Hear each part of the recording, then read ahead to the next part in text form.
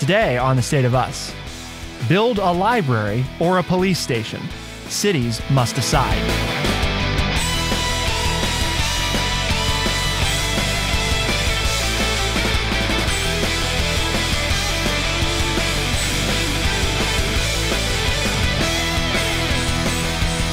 Welcome to The State of Us. I'm your host, Justin T. Weller, joined today by the one and only, your friendly redneck liberal and the senior resident historian here at True Chat, Mr. Lance Jackson.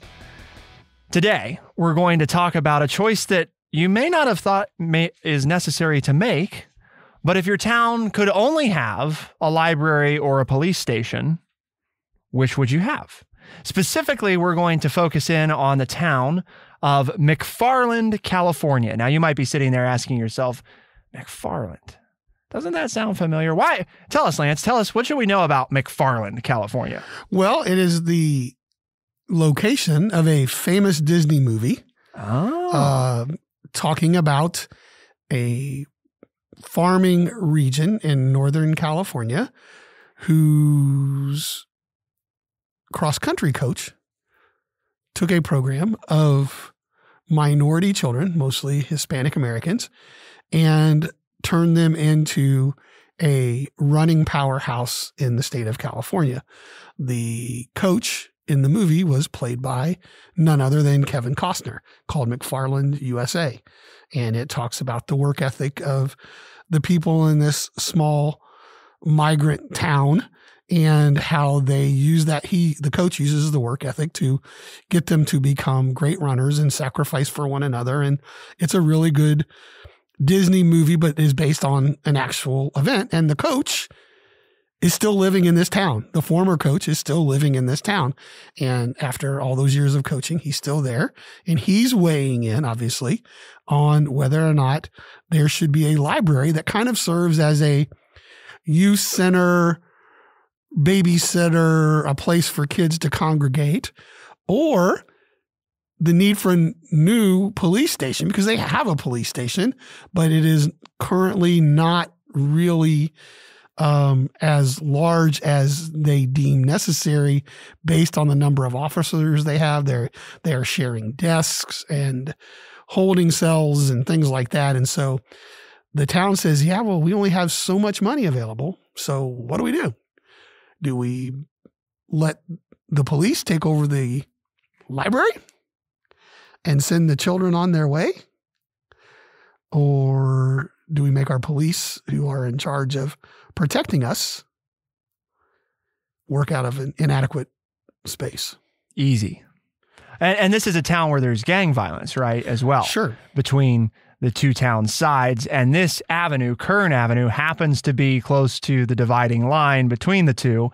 Part of the reason the police station is located where it is, but also a growing concern among residents about why the police need not only more space, but more officers, is to keep basically the public safe in the violence that breaks out in the area.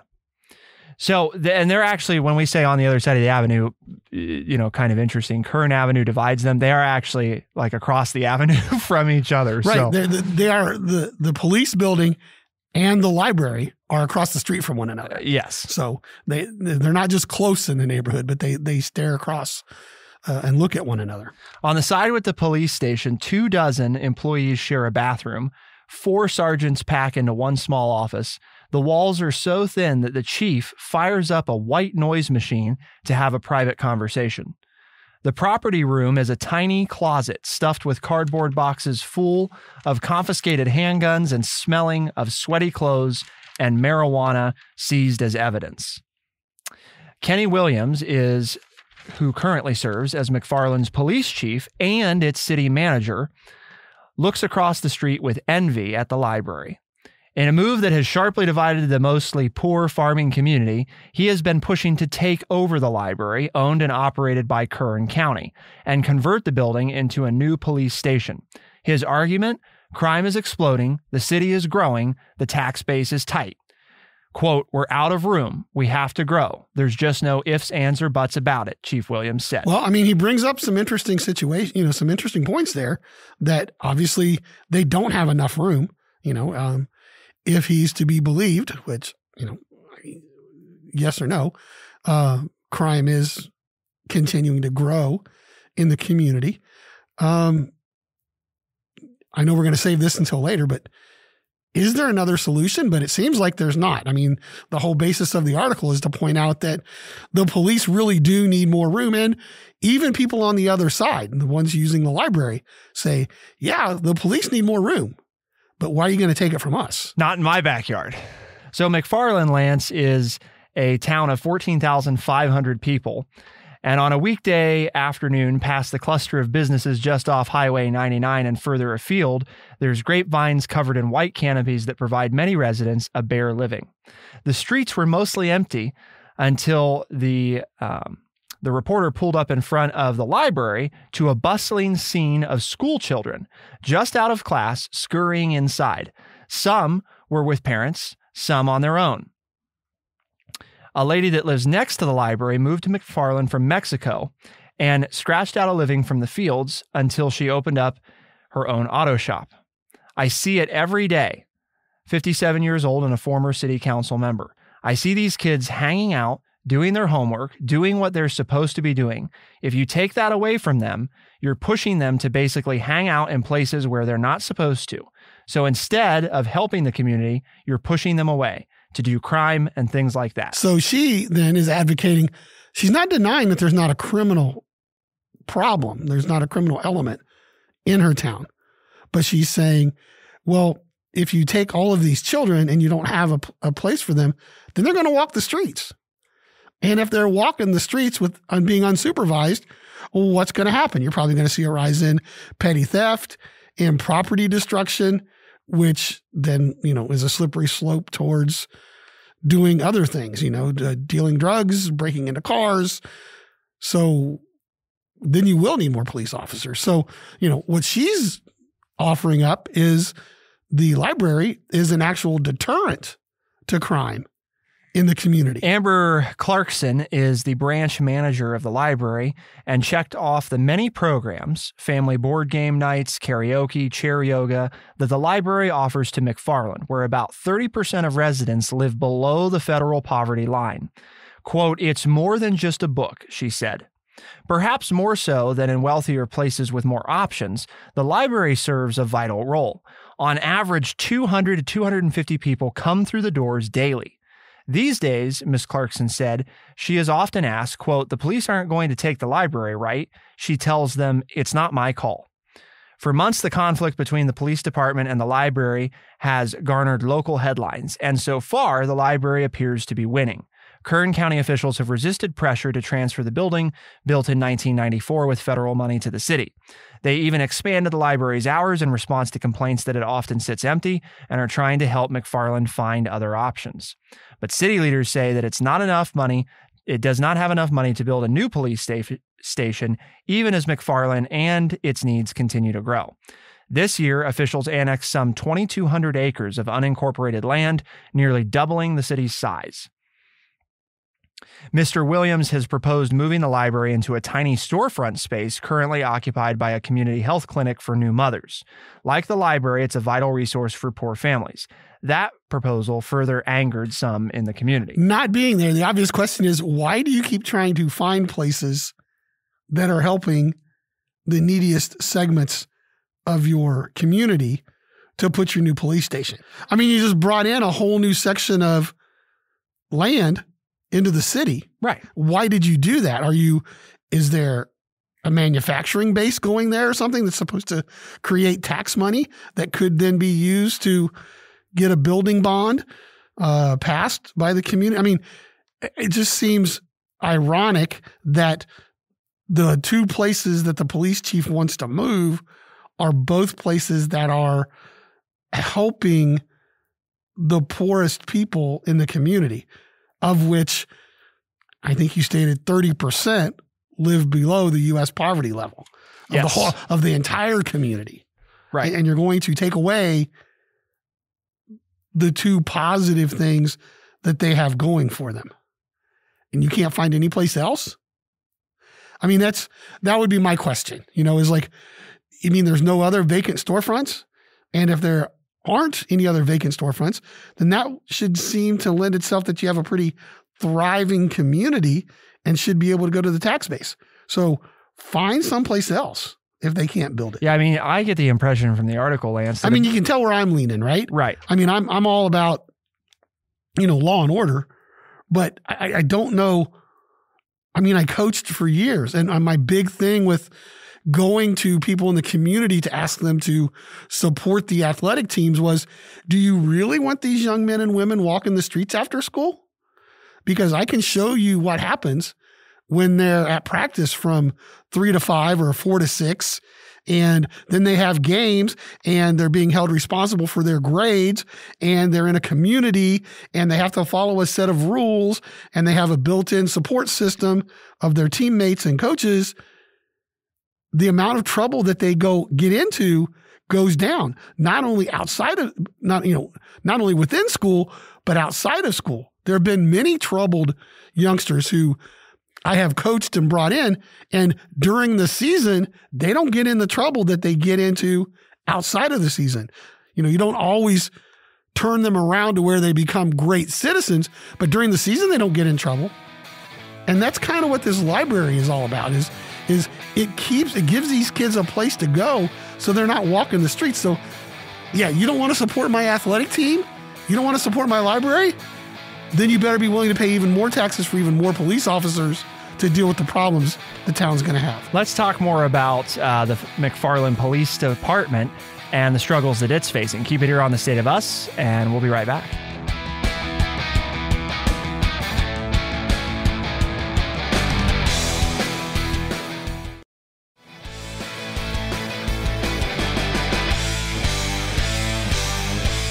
Before we talk a little bit more about the police department, I do want to mention something from the last segment that occurred to me that I think it's important to not gloss over. You heard about all these things going on at the library, and I think one of the things, I mean, it's even in the title of this episode, right? Build a library or police station, is that people think of a library as a place with books. However, for a lot of rural communities, I think it's very important to remember, right, that often a library does a lot of things other than just provide books for people to check out. For many, especially those that live below the poverty line, it may be the only place that they can access the internet.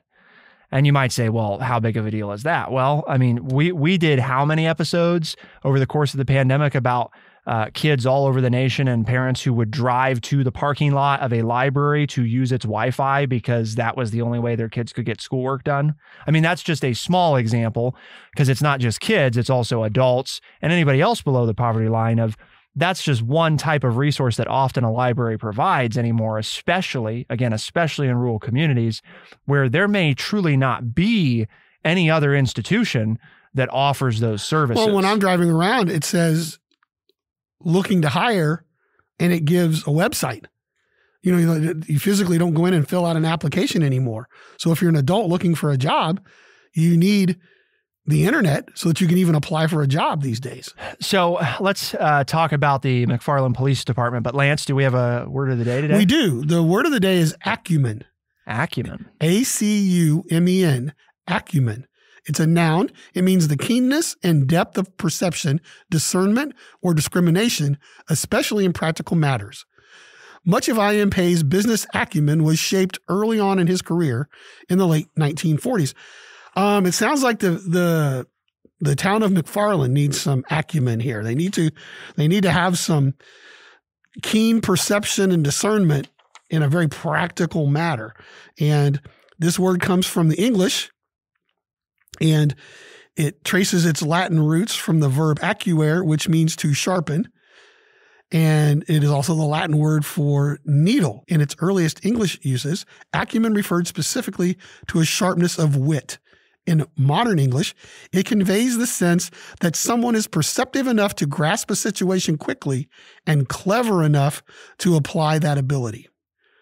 So somebody needs to show some acumen here in this town and get them a police station and a library, because it sounds like they need both. The McFarland Police Department itself has a checkered history, which has added to the controversy. It was established in 2010. Before that, the county provided public safety. The department has cycled through several chiefs, including one who was convicted of using city funds to pay for home renovations. It also hired numerous officers with problematic pasts. When Mr. Williams, the current chief, arrived in February 2021, McFarland had only a part-time police force. 6 officers worked noon to midnight shifts with no coverage the rest of the time. All the while, gang violence has been a growing issue. The city has seen 3 homicides so far this year, the same number as last year, and all were gang-related, Mr. Williams said. In October, after a series of shootings, including a drive-by in a nearby town, several McFarland schools' sporting events were canceled. When urging the county board of supervisors in late September to turn over the library to the city, Mr. Williams argued that his community is on the border between the state's northern and southern gangs. And so what do gangs do? They come and they shoot up each other and our communities. He told supervisors that he understood the value of the library. Quote, however, there is no explanation that anyone can give me that would persuade me to believe that providing a library service is more important than providing basic public safety service to the community. End quote. Mr. White, who's the former cross-country coach who has lived in McFarland since 1964, also spoke in support of the proposed takeover. When the author talked to him this month, he agreed with the chief and the city's public safety needs should come first. In retirement, he remains a hero to many in the community. For some, his words feel like a betrayal. Quote, he knows how these kids hurt when they don't have anything, said one of the former city councilmen who lives next door to the library. He used to give kids tennis shoes so they could run back in the day. Mr. White, in our interview, bristled at the criticism. I've supported the kids in so many ways. I've been very supportive in everything throughout the city for the young people. But his stance on the library has so stung the students, including those that want to be a social worker. So it is one of those, if you had to choose, right? Because what Lance and I keep coming back to, it's not been a secret, is why can't you figure out how to do both? But if you had to choose, what do you choose? Because on the one hand, you sort of have the preventative measure, right, of what the library does, which is hopefully a safe place for the kids to spend time, keeps them away from getting involved in some of the stuff that is currently causing the problems, keeping in mind that the library hasn't always been offering this. So, you know, the library's effects are longer term. They're not felt as quote unquote immediately. They're not seen as fast. And it can seem like just providing free childcare. But when 200 to 250 people a day visit this facility in a town of 14,500, it's hard to argue that it's not something that's clearly important, especially to the underserved portion of the community. On the other hand, 3 homicides a year in a town of 14,500 people and shootings that are preventing sporting events from taking place also seems something that I think I can imagine, Lance, in our town, right, of 13,000 people, that if we had had 3 homicides in the last year and shootings that were causing school sporting events not to happen, people would probably be very concerned about what are we doing to address this violence issue? Who's keeping us safe? Well, and that's my bias, right? Is that I was sitting here thinking about our town of basically the same size. We have a full-time police force. And how many people do we have on duty at any given time? We're lucky usually to have like 3 or 4. Exactly. That was to my point when you said 6 for a 12-hour shift. Mm-hmm. One, I wouldn't obviously run my shift from 12 noon to 12 midnight. If I only had part-time officers and I was running a shift, I would run them from like 6 at night to 6 in the morning. I mean, I know, come back at me and I get it. I'm trying to have some acumen here. I understand that if the gangs know that you don't have police for a 12-hour period, then they'll do their shootings at that point in time. But to not have anybody on duty after midnight, to your point of 3 homicides in a year, there have been times in this small town that we have been that close to that, or better than that. And better than that, more than that. How's that, right? But I think people, I've lived here almost 40 years now, and people think, well, we're just a small town. We don't have those problems. And yet when I pick up the daily newspaper, well, it's not daily anymore, but I pick up the local newspaper and read the crime report, I'm like, do you people understand what's going on? Have you ever served on a grand jury and listened to the cases that are presented every day at our local municipal court? I mean, it's amazing what goes on in this town, and people are glossed over and like, oh, this is just a safe little community. Which also makes it all the more impressive that, for example, our police force manages to not let it be worse than it is. Right. I mean, that's the other side of this, right? Is isn't it remarkable that there's not more problems? Because with this few people to provide security for 13,000, it is relatively surprising that there's not a larger problem. Well, and we're a triangle with 2 major metropolitan areas that run drugs on 2 interstate highway systems. Right. So, I mean, there's all kinds of stuff running through this town. The 20,000 cars a day pass through our downtown. Right. So there's more cars that go through our city every day than there are people. And the city of Urbana serves about 25,000 people. So even though the city residents are only 13,000, which again, when you start putting all that in perspective, it's like, wow, if there's only 3 or 4 people on duty and they're managing to keep it to under, 3 homicides a year, that's pretty good. Right. I mean, that's pretty remarkable. At the same time, it also then builds that component of, so they probably need more help than they have. And if you're a city like Urbana, right, which is where we are, or you're a city like McFarland, where do you spend the very limited dollars you have? And this one's even more complicated because it's a city and county issue. It's not an inner city, conflict. It's, well, the county provides this. So it's really not just McFarland that you're talking about. It's also the entire county, technically, that pays for the library. As you pointed out to start this segment, it's a relatively young police force as far as a history. Not that the officers are young, but it was governed, like much of our county, by the county sheriff's department. Right. Which means you only have 2 or 3 sheriffs on duty to cover, 40 square mile county. So, I mean, if you're out and about and you see 2 sheriff's cars in the southern end of the county, they're 30 minutes away from the northern end of the county. You can commit a crime and be gone before they ever get there. And don't say, oh, that's too far-fetched. It's happened. They've broken, robbery rings in this county in my 40 years, because that's exactly what was going on. They would follow the sheriff's cars and know where the sheriffs are, and then they would commit crimes. The other part of the group, the gang, would commit crimes in the other part of the county. Here's where you can go because nobody will be able to get there. So we kind of have this understanding of what they're living with, but it sounds like the police force has not done a good job in the 12 years that the county gave them the right to govern, to police themselves. So therefore it's a tougher sell because, well, you're taking the money to protect us and using it to build up your house. But yet the current police chief does make some good points. They really don't have an evidence room. Right. They don't have a place where they can interrogate You people. want us to do a better job, but we don't have the tools to do a better job. So what do you expect? We're not going to do a better job until we get a bigger place. The chicken and egg problem, right.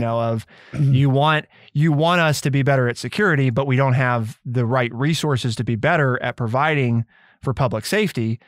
So the only way that we can possibly do that is if you provide us the resources to do it, which again, totally I get. Makes sense. Yeah. I mean, the thing that I think is so clear in this article, Lance, is it's a perfect example of a rural community that has a high poverty rate that badly needs both of these things. I mean, they need both, right? Anybody that reads this article and is like, they don't need, they don't need the library or they don't need the police force. It's like, would you be okay living there? I mean, are you going to tell me that based on what you know about the crime situation there, that if you got rid of the police force, that'd be okay with you? You'd feel okay going to live there? Like, probably not. And how do you attract new businesses there for a bigger tax base if you don't have a safe environment? Right. Well, because again, how are the businesses going to support themselves? I don't want to come here if I'm going to get shot up or if I'm going to get robbed or, if I don't feel safe as a business and the residents don't feel safe going out, how am I supposed to make any money? All those many things. So it's definitely necessary. But I think we also have to take an opportunity to talk about, and this is what we've alluded to throughout the show, maybe we're thinking about these two mutually exclusively, thinking they can only exist in their silos. And what if there was a different option? What if we could think outside the box and maybe come up with something that would serve both interests, and it actually might be better on the whole for everybody involved, not just one entity or the other. Lance is going to tell you about that. Keep it here on The State of Us. We'll be right back.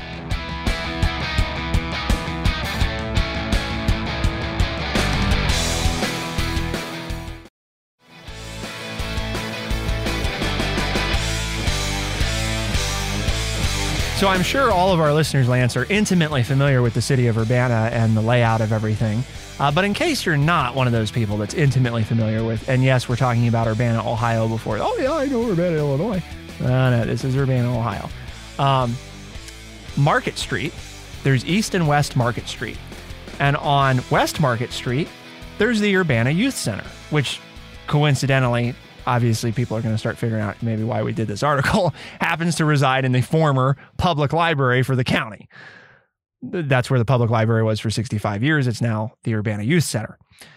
On East Market Street. And we still have, but we have a different location. Correct. We also have a library and a youth center. And a youth center. Yes. Correct. Yes. Just so that people, if we didn't get rid of the library in favor of the youth center, we're a highfalutin town of 13,000. Well, I think that McFarland, they would be very jealous of. Exactly. Because on East Market Street, we have our municipal building and our police department for the city of Urbana. Yeah, the police department and the fire department are housed in the city building. Yes.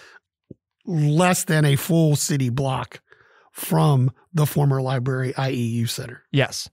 And the library is actually on the further east in town, and it's the county library for all of Champaign County. So we have all three, and they're all the main branch of the county library. Three separate things. Because the county library has branches. Correct. I think in 4 different locations around the county. So the point is that obviously, by contrast, McFarland probably be pretty jealous of what we've got. Exactly. I mean, they could have an entire building that is, but the difference is no government money is going to our youth center. And they're being run by government money. They would probably have the same problem that our youth center has, and that is finding people who want to support it financially. Not that they're against the concept, and there is no public money coming in. So, but why couldn't you, and this was kind of your idea, but it's things like we've thought about before, why can't you take the 2 spaces and find a way for both to work out of them in some form or fashion? And you say, well, there's no way you want to put, the bad element of society next to where kids are. Well, we already told you. The 2 buildings are across the street from one another. They're literally across the street. So, could you, and again. Well, isn't it better? I mean, and both sides would have to give. Close to the police station than far away from it. I mean, if you want the safest place to keep the gangs away from the children, right? You would think you'd want something close to the police. Further away from the police station. But it's one of those things where we're arguing either or. And to the theme of this show, to find a solution, what if both sides gave a little bit and the police took over a room or 2, or they ran their shifts differently, or, the library said, okay, well, we won't be open on weekends, and so that will allow this to take place, or we can, juggle and we can take this, or we'll take the smaller building and do this with it, but give us one main room to do this. I mean, there's all kinds of things. I would think if you sit down and talk to one another, you could find some solution to where you would keep both. Now, does that make either one of them happy? Does it make either one of them feel like they won or got what they wanted? Probably not. But do you maybe get that synergy that would come from having police officers be around a positive environment for young people, to where you maybe in the future see a decrease in the amount of crime that's committed in the town? And not that the police are working themselves out of jobs, but their jobs would become different. Instead of being, we're going to punish the people that are doing wrong, we're going to lift up the people that are doing right. We've seen videos go viral in the last, 2 or 3 years of police officers pulling to the side and shooting baskets with young people, and then all of a sudden becoming part of the game, and how isn't that good? And the kids are jumping up and down and high-fiving, and then the police officer comes by and hands out 10 ice cream cones or whatever. And then you don't think that makes an impact? You don't think, because then we say, well, if there'd be more community policing like that, then maybe there'd be less crime. But yet we don't support that. Instead, we hire more police officers to carry more guns, who end up shooting more people. And then we wonder why communities of color or communities of poorer neighborhoods, the kids are scared of the police and they don't see them as somebody who is supporting them. Because keep in mind, we always talk about, getting the kids to see the police differently, but it goes both ways. Sure. I mean, if you're somebody listening and you're an educator or you mentor kids or you coach kids, or if you're involved with children, and you're really involved and you think about it, I think it'd be hard to contend that they don't change you as well, or they don't challenge you as well, and that you don't learn from them. They may not be doing that intentionally. You know what I mean? You may be intentionally saying, I'm going to teach you this lesson. They may not be trying to do that, but that doesn't mean that you don't learn things or grow. And I think there's benefits to both groups. I mean, there's the inherent benefit to the police of if we can lessen the crime and if we can improve our relationship with young people. As those young people become older, when they see things going wrong, they're more likely to turn to us as a place that you can trust that will keep them safe, which is what we're here to do in the first place, and more likely to let us stamp out those bad actors sooner, because there's very few things that are more powerful than word of mouth, and they're probably the ones seeing it going on. It's also the way that you break down those barriers of destigmatizing police and the communities that they serve. You are getting the police in a place with the people that need the services the most, and hopefully building that empathy. And also the other inherent thing of, doesn't it also make your library safer? I mean, yeah, it's right across the street right now. The only way I can think of it being safer is if the police are in the building. I mean, we try to do that. We obviously don't do that full scale, but we try to make a point of inviting any of our police officers in to have dinner when we serve students dinner at the Urbana Youth Center. When they see them on the street, like you said, the police can say, hey, how you doing? Oh, I'm fine, Officer Joe, and all of a sudden, well, he's in the area. So we better chill.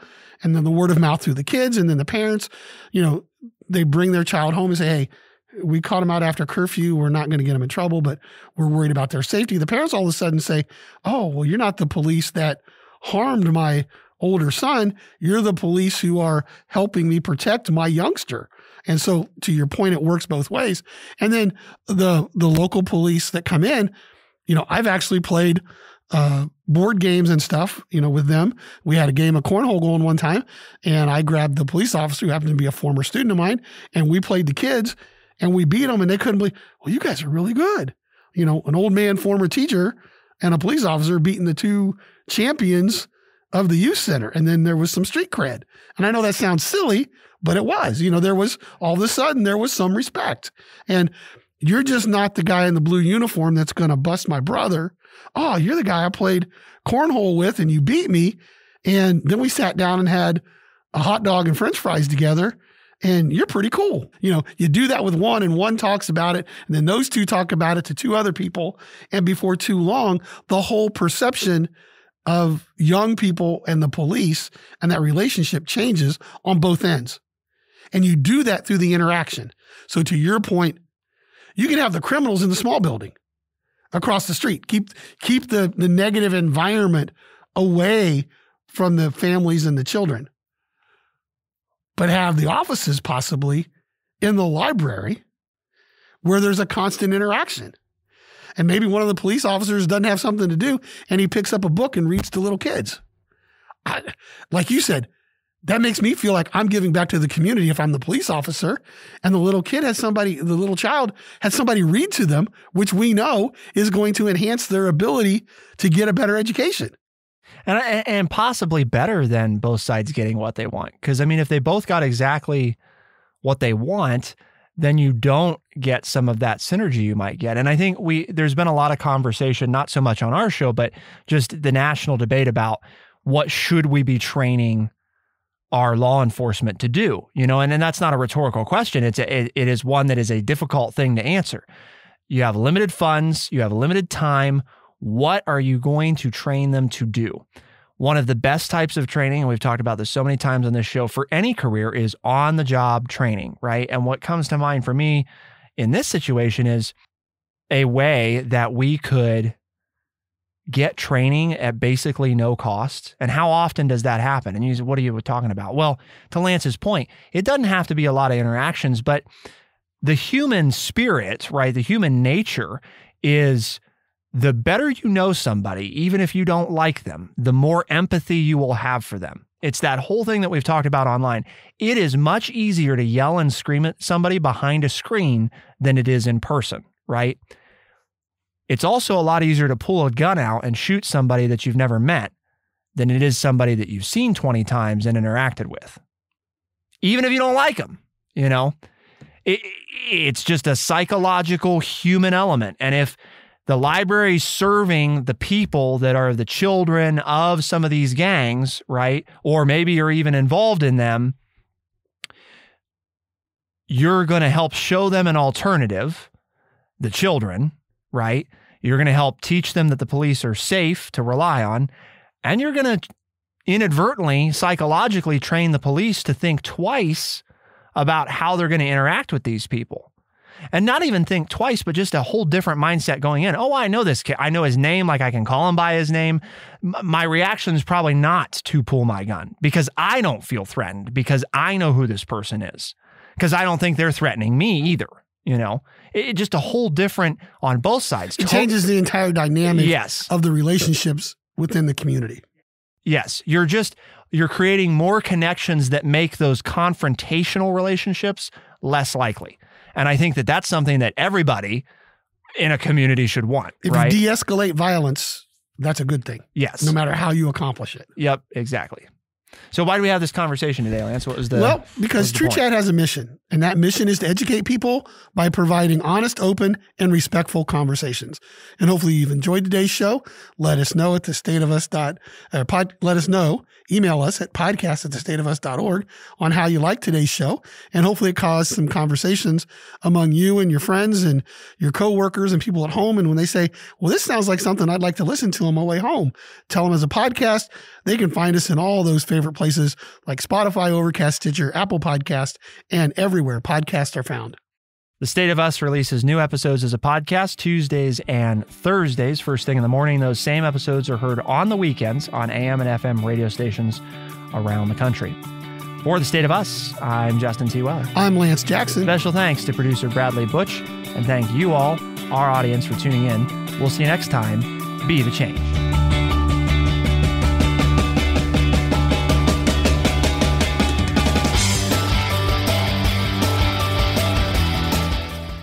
Be sure to check out our website, thestateofus.org, for books, articles, and all the ways to tune in. thestateofus.org.